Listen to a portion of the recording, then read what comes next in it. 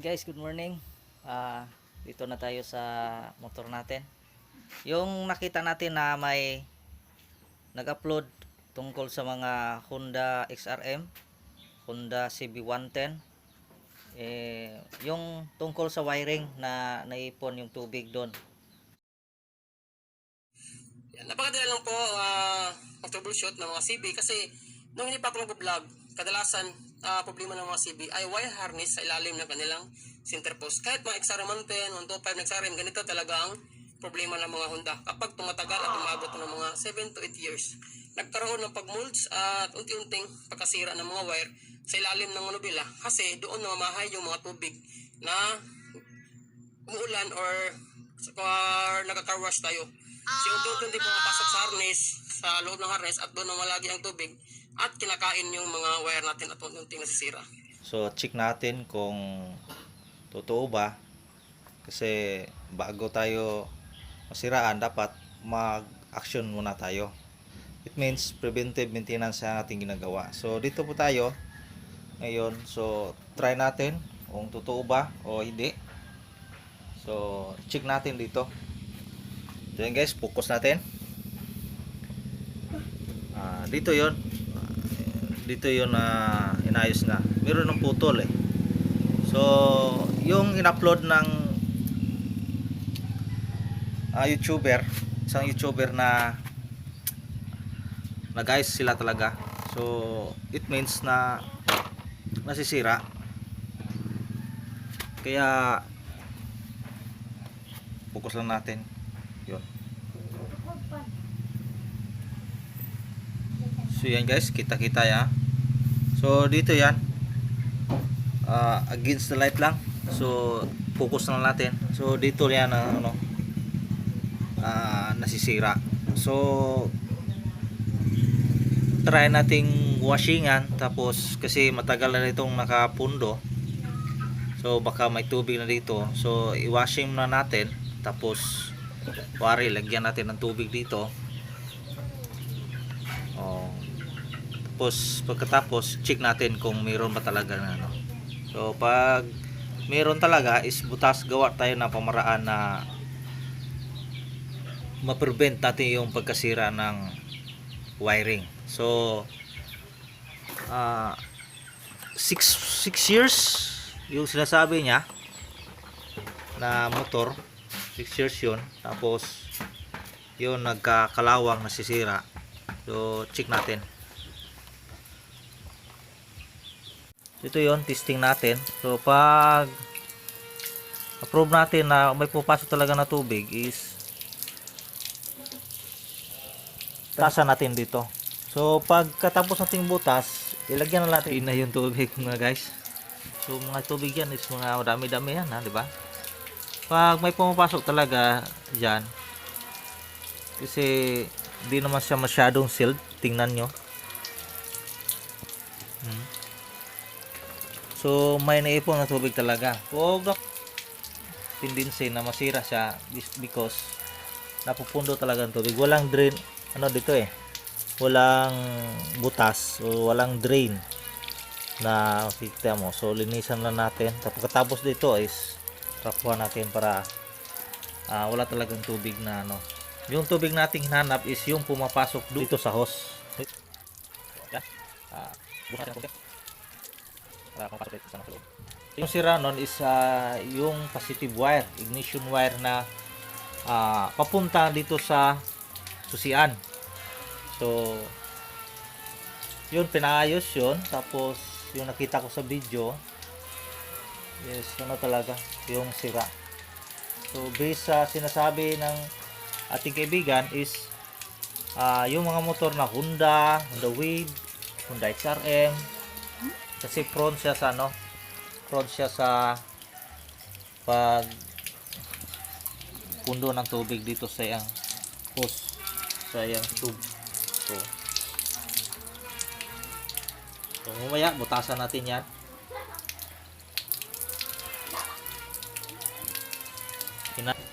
So focus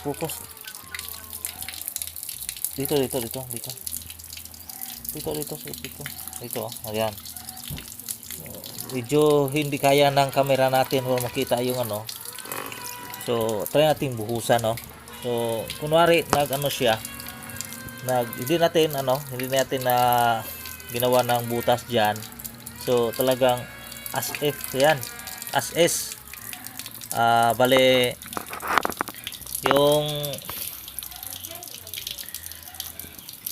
yung dati ba dong stuck pa.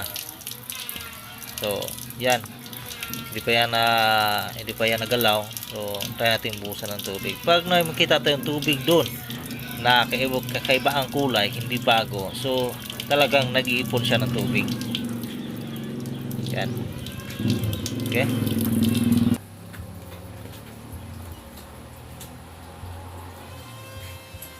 Ano ba namin ba? Tupay? Hangin? So lagyan natin ng tubig doon sa taas. So parang masyang naulanan ba. So dito hanapin natin yung pinakababa ng pipe. So tingin ko dito. Dito pinakababa. Dito yung pinakababa niya. So dito natin butasan. Okay. Butas tayo. Hirap. Tigas, no? Tigas. So dito gamit natin yung gunting para kailangan gunting is ano lang. Dito lang, oh.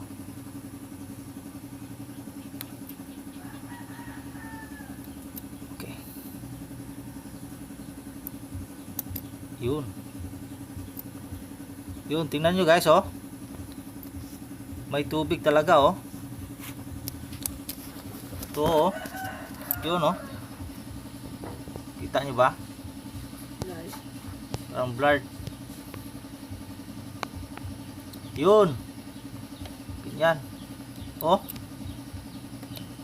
Galing sa loob yung tubig. Ito.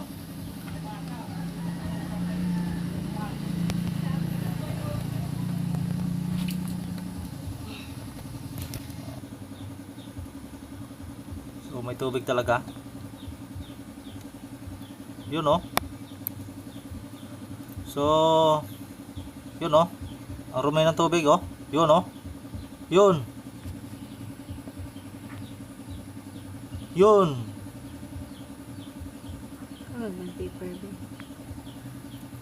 Yun.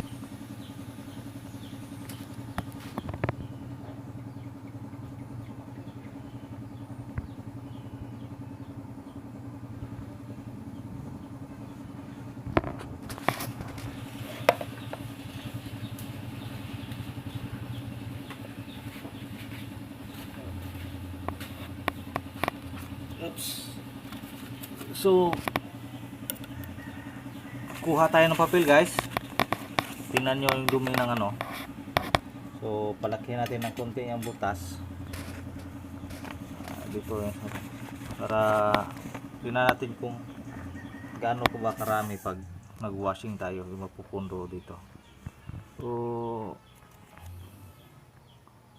yan, may dumi talaga. So may tubig talaga yung pundo. Totoo yun, eh. Yun. Bigayin natin, ha. Yun. Yun, oh. So itong tuo, no, na papasok talaga yung tubig.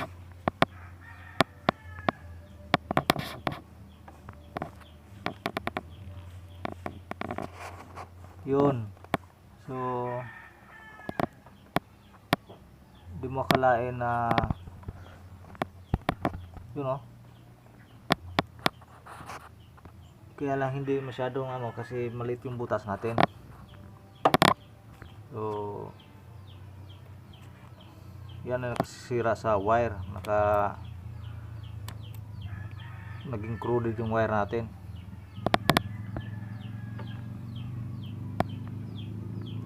At napuputol din, no?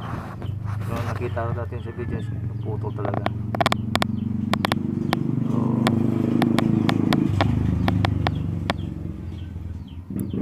Salamat sa master natin na nag-upload sa video na yon. Tapos so in-execute natin kung totoo ba. So totoo talaga, no? So wag kayong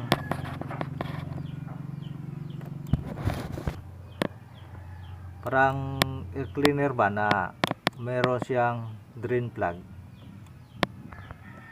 So makina may drain plug.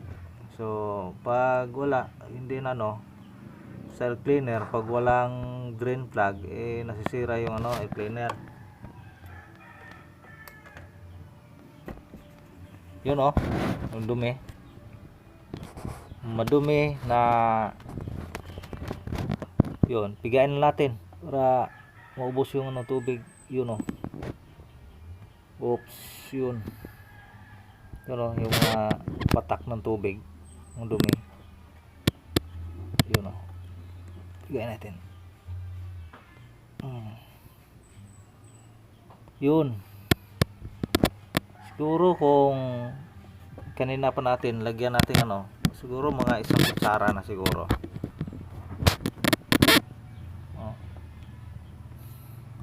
Kita pa, focus mo. Yun, talaga galing sa loob yung tubig, no?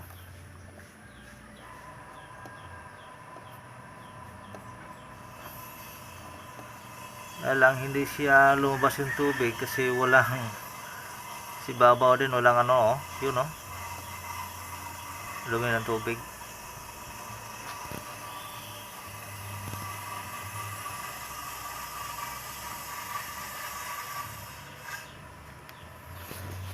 So ito yung ginagawa natin is to prevent na yung wire is masisira, no?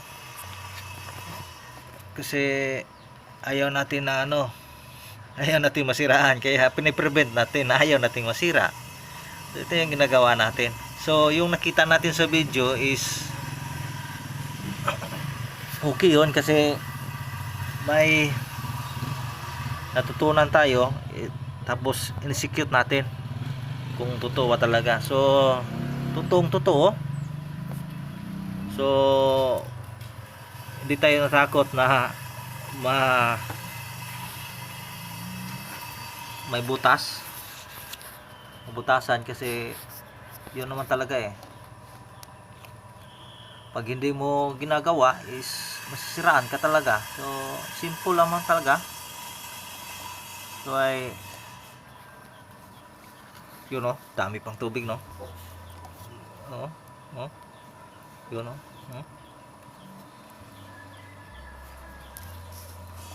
So Honda CB110 na mayroong hose na ganito. So sa mga may CB110 dyan, check nyo lang, baka huli yung lahat is masiraan pa kayo. So simple lang naman, butasan lang nyo dyan. Yun, dami pa. Huwag nyo lang putulin dito kasi wala na siyang protection naman ito pero naipon dito.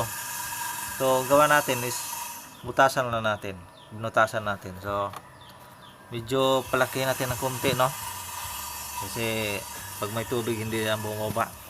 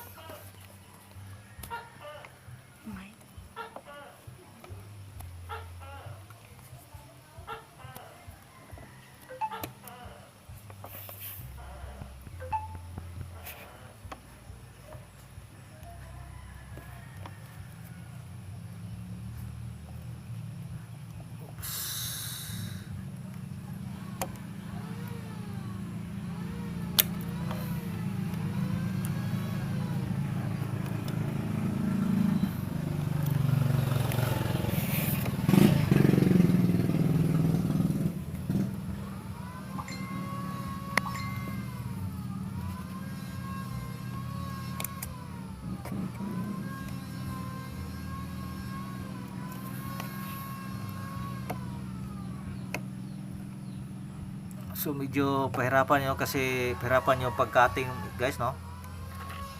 Kasi hinahinay lang tayo, baka magasgasan yung wire. Warning lang talaga na yun, no? Dumi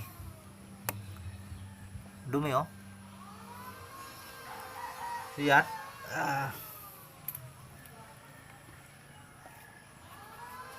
focus natin, ha. Focus natin yung butas natin ginagawa, yun, oh. Oops, yun. So kitang kita na may tubig talaga, no, sa loob. Tapos ang dumi pa, oh. Yun, oh. Yun, oh.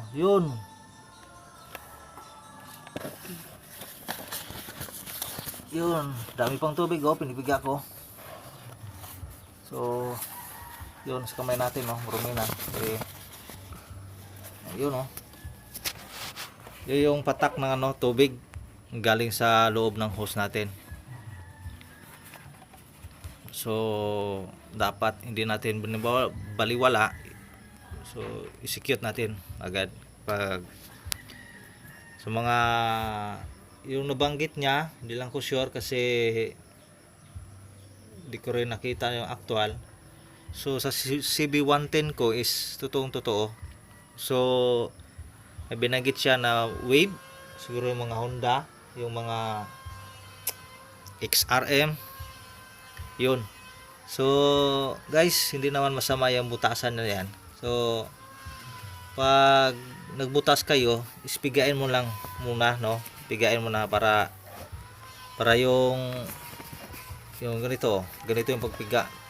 Tapos yung wire na umangat ng konti, no? Kung meron kayong blade, pwede naman blade or matulis na bagay na pwede mong pangtusok muna. Yung late na hinahinay lang, no? So yan, parang wala na. So yun, no, meron pa, kita nyo sa kamay ko, no? Yun, no? Yun, no? Sa kamay ko, yun. Kung pinapiga natin yung meron pa natin tumataga. So meron talaga, napundo talaga yung tubig. So hindi natin hintayin na masira yung wiring. So simple na idea lang. So makakatulong na sa yung prevention, na prevent natin yung huwag masira. So yan lang. So para bumalik siya sa kung meron tayong gasket o lagyan natin ng konti para ma-seal siya, or lagyan natin ng electrical tape para hindi rin pasukin ng tubig. So pwede naman kasi kahit ganyan lang yung butas, maliit lang. So pwede natin pabayaan yan, no? Kasi hindi naman lumulaki, ganyan lang talaga yan. Tapos bali ginagawa natin is nagawa tayo ng breather dyan para iwas yung pagkasira ng wiring sa loob ng hose dito. Hindi naman yan umangat ng tubig, meron naman pinder, di ba? Yung mga tapalodo natin is meron. So yung tapalodo pala natin is na rin,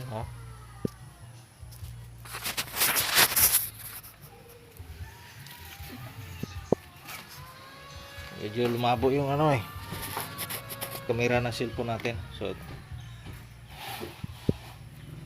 yun.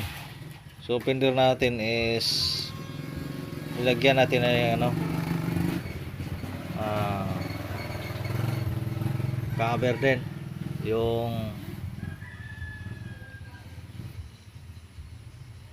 ginawang carpet sa gawin sa carpet ng sasakyan. Meron na mabili, magaan. Tapos protected na yung natin. Hindi na pumapasok yung mga putik dito. Ito yan. So yan guys. sana makatulong tong video na to is sana din na check ko na lang sa next video kung meron pa bang tubig dito. Tapos na tayo sa video natin. So salamat sa panood. Huwag kalimutan mag-share, mag-subscribe, at saka hit nyo yung notification bell para updated kayo sa next video natin na picture. So ito pala yun guys, yung Honda CB110 natin. Is 9 years ago. Ano siya? So medyo yung pintura niya is hindi na masyado makintab. So yan na po yung ating ginagawa na preventive maintenance for the CB110, Honda CB110. Yun o.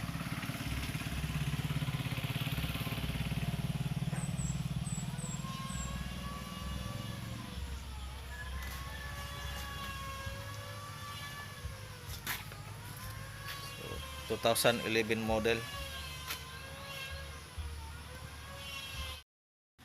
So guys, testing natin kung okay po ba yung motor natin. 9 years ago.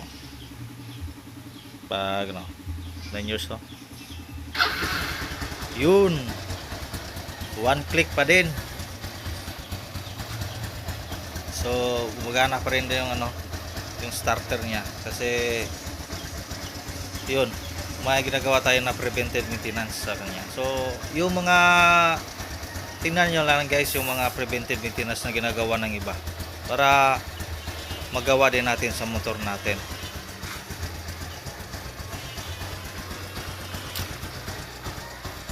So yan, goods na goods pa rin, no? So morning ngayon, so dapat sa mga motor is medyo yung iba hard starting. So ito quick start pa rin, no? Yun, quick start pa rin yan. Yun, press.